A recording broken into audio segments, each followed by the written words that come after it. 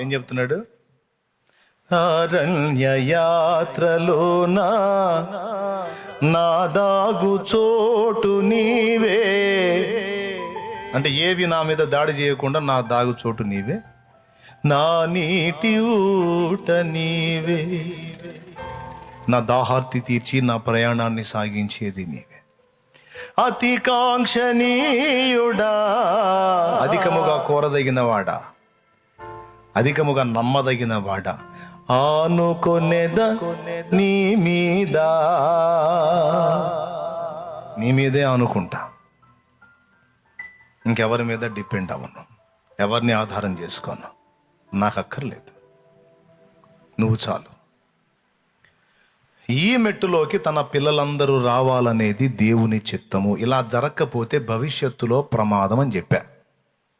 ఇంతకీ భవిష్యత్తు ప్రమాదం ఏంటి? ఎందుకు దేవుడు ముందుగానే ఇవన్నీ నేర్పుతాడు అంటే, తన బిడ్డలందరికీ ఖచ్చితంగా ఈ అనుభవాలను దేవుడు నేర్పుకుంటాడు. అలాంటి అనుభవంలోకి మనం రావడం కోసమే మనం ఎవరెవరి మీద అయితే ఆనుకుంటామో, ఆధారపడతామో, ఆ వైపుల నుంచి మనకు ఒక్కోసారి సహాయం అందకుండా బ్రేక్ చేసి మనం అవాక్కయ్యేటట్టు చేస్తాడు. ఇప్పుడు కరోనా వచ్చిన తర్వాత చూసారా, ఎవరికి వాళ్ళని విడగొట్టి ఒంటర్లను చేశాడు దేవుడు. ఆఖరికి సొంత కుటుంబం, నా బంధువులు అన్నవాళ్ళు సైతం ఒంటరిగా గదిలో పెట్టి బయటికి గడేస్తున్నారు. ఎందుకు? నీకు నువ్వే, మాకు మేమే. నువ్వు బతికినా నువ్వు సచ్చినా ఇదే మన బంధం. ఇప్పుడు నాకు వచ్చినా అంతే, చేయగలిగిందేముంది, నన్ను కూడా గదిలో పెట్టి బయటికి గడేయటమే.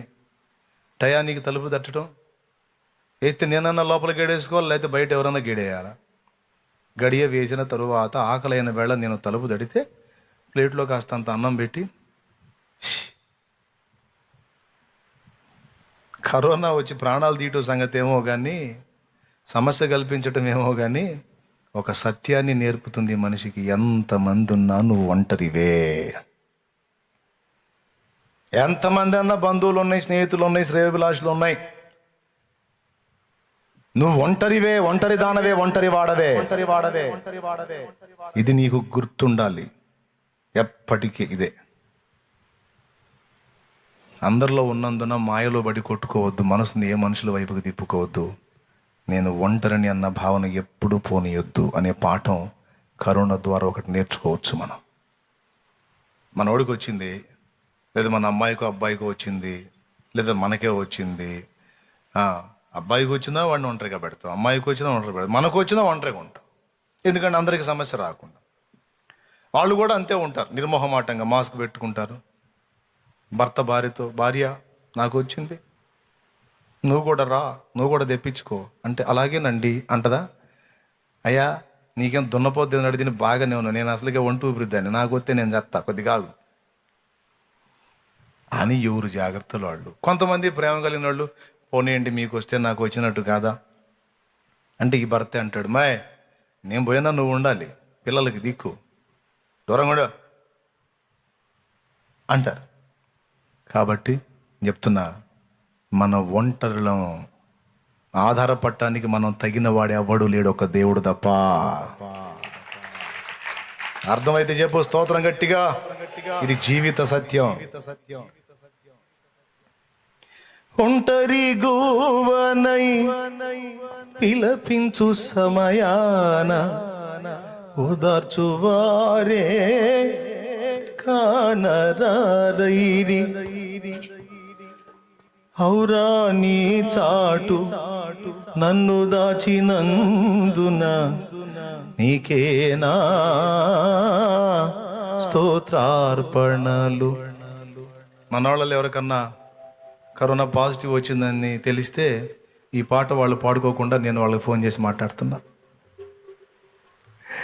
ఈ పాట వాళ్ళు పాడుకుంటారు, లేకపోతే నేను కూడా ఫోన్ చేయకపోతే. నేను ఫోన్ చేసి మాట్లాడితే ఈ పాట పాడరు, నేను చేసి మాట్లాడకపోతే ఎవరు చేయరు. అందుకని ఒంటరి గోవనై విలపించు సమయాన ఓదార్చువారే కానరారైరి. ఔరా నీ చాటు నన్ను దాచినందున నీకేనా స్తోత్రార్పణలు. ఔరా నీ చాటు నన్ను దాచినందున నీకేనా స్తోత్రార్పణలు. నా యేసయ్యా నీ దివ్య ప్రేమలో నా జీవితం పరిమళించెనే, నా జీవితం పరిమళించెనే. Praise the Lord. ఇంకా చాలు, పాటలు చాలు, వాక్యం కూడా ముగింపులోకి వచ్చేసాం. కావాలనే దేవుడు మనల్ని ఎడం చేస్తాడన్న మాట చెప్పాను నేను. ఎందుకో చెప్తున్నా. ఎల్లప్పుడూ మనం కింది స్థాయిలోనే ఉండం. దేవుడు మనల్ని ఎదుగుదలలోకి తీసుకొస్తాడు. ఇది మీకు ఈజీగా అర్థం కావడానికి పక్షుల్లోంచే చెప్తా.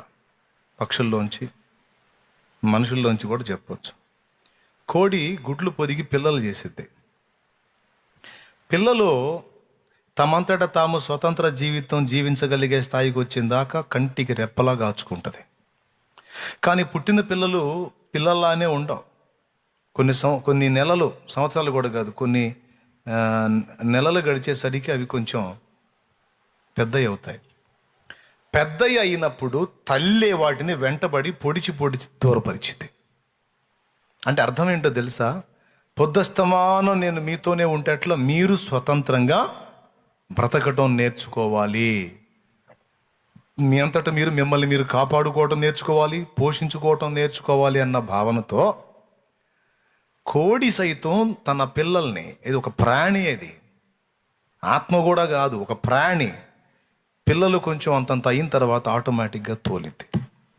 పక్షిరాజు అనేది గ్రద్ద జాతికి చెందినటువంటి పక్షి. అది ఎంతో ఎత్తులో గూడు పెడుతుంది. అది సైతం చక్కగా పిల్లలు పసిపిల్లలుగా ఉన్నప్పుడు వేటాడి తీసుకొచ్చి గూట్లో కూర్చోబెట్టి పిల్లలకి మాంసం పెట్టిద్ది. పిల్లలు హాయిగా అమ్మ తీసుకొచ్చి రోజు పెడతా ఉంటే తింటా ఎంజాయ్ చేస్తూ ఉంటారు పిల్లలు గూట్లో. కొన్ని నెలలు గడిచిన తర్వాత ఆ పిల్లలు ఎగరగలిగే పొజిషన్ వచ్చింది అన్నప్పుడు పక్షిరాజు ఏం చేస్తుందో తెలుసా? తల్లి పిల్లని వీపు పైన ఎక్కించుకుంటుంది.